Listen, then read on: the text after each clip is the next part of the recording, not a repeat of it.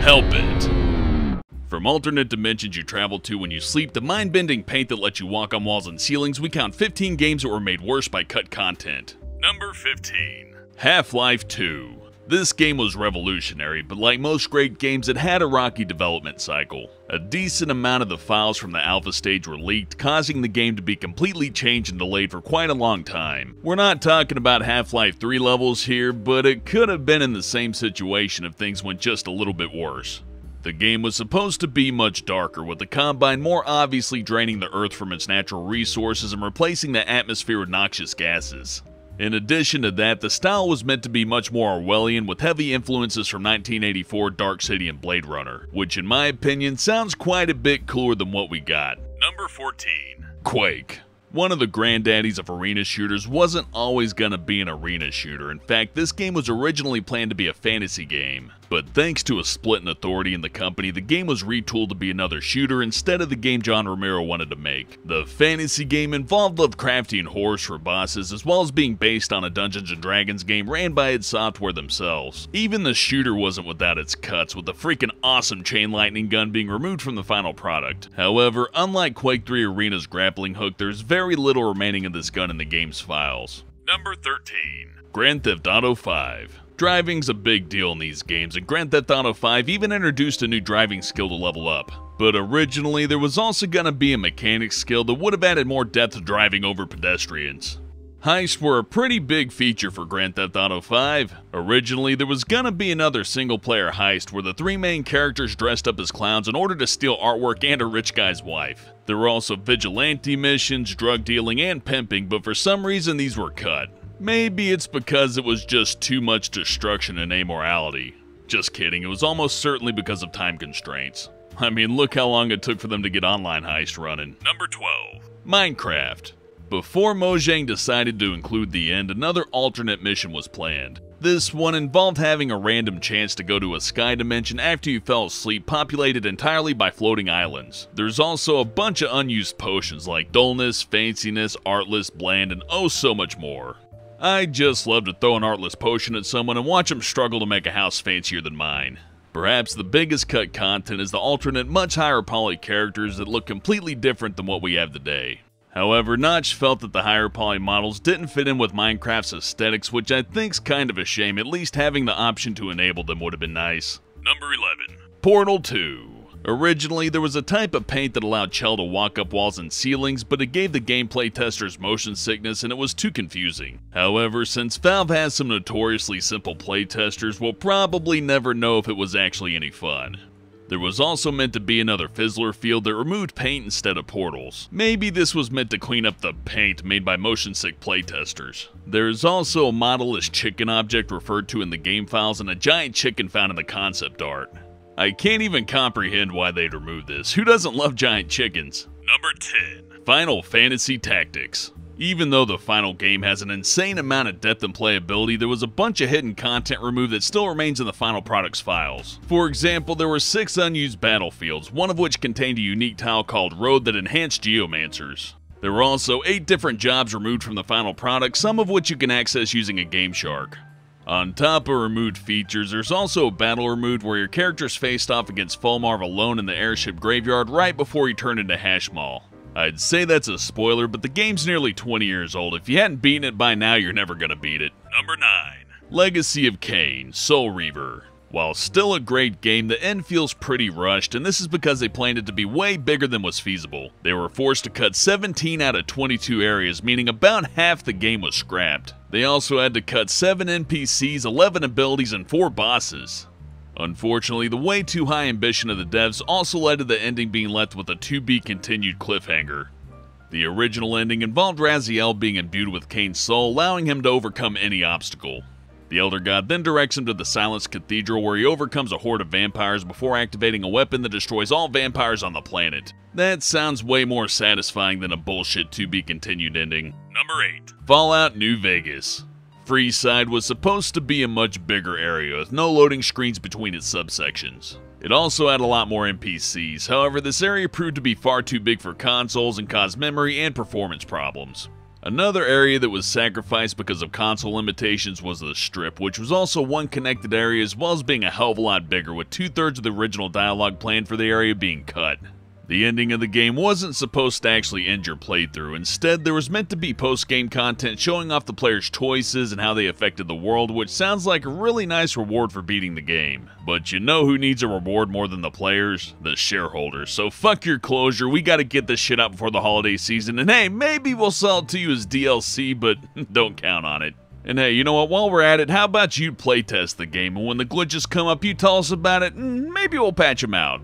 And we promise Fallout 4 won't have any of those problems, so pre-order it right now. Give us your money. Number 7. Dark Souls.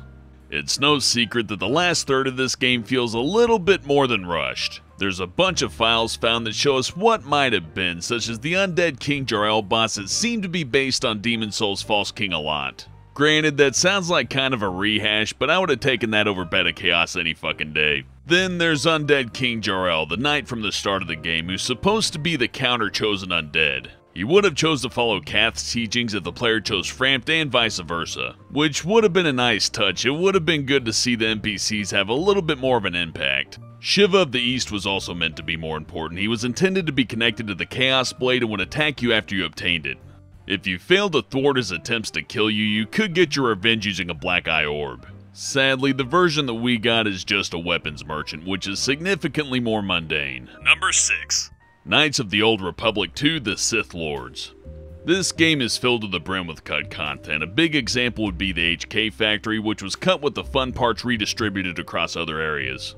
However, one part they cut and never added back in is the part where you find out that Gato's actually a droid.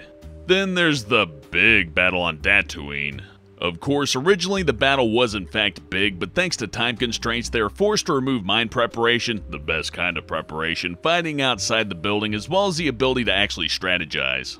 Lastly, and most importantly, the ending was gutted to make less sense. In particular, Malkiar 5, where your teammates aren't inexplicably nowhere to be found and are instead trying and failing to kill Kriya before you arrive.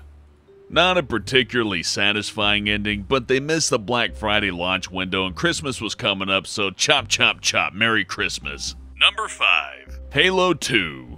After the success of Halo 1, Bungie went from a 10-man team to a 60-man team, and believe it or not, this caused more problems than it solved.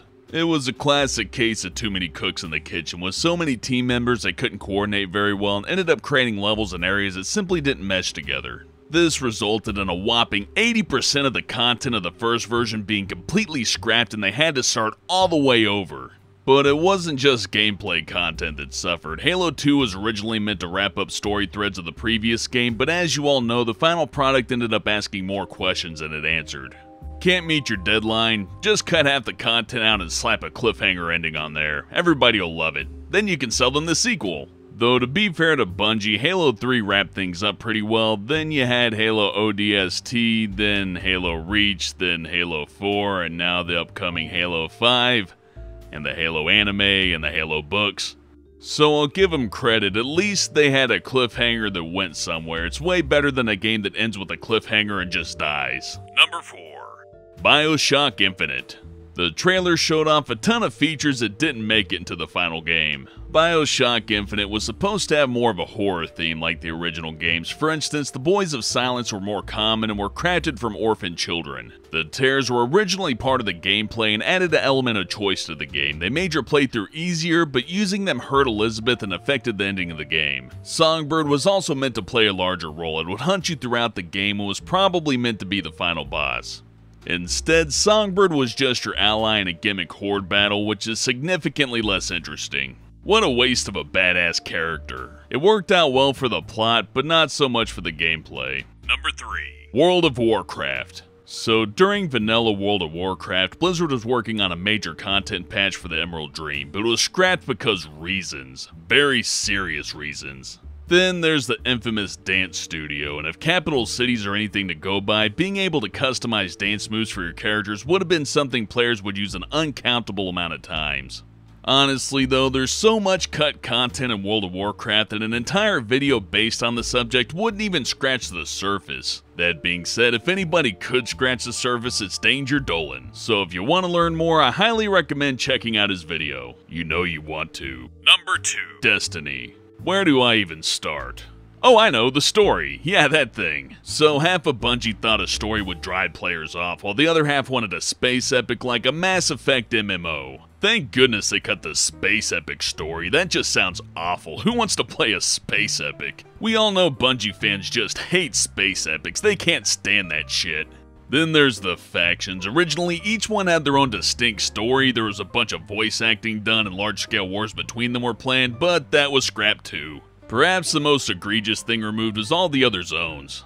Instead of the mediocre 4 we got, there were several more planned, including Mercury, Jupiter, Saturn, and Europa. Which, considering they gutted out the story, it seems kinda sad that they also had to remove zones too. But hey, it's not like development stopped or anything. You can buy some emotes. Who doesn't want some emotes? It's way better than fighting on Europa. I mean, I guess new zones would be fun and all, but you could pay to make your character do a little jig. That's so awesome. Nothing feels better than distinguishing yourself from people who don't have disposable income. Suck it, budget gamers. Look at my jig. Look at it. Number 1. Spore.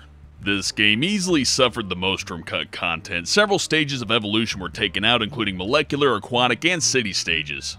The stages that were left in the game were gutted, with a lot of detail and nuances cut out, such as using combinations of verbs to get your creatures to do things like eat and walk at the same time in order to drag its prey backwards.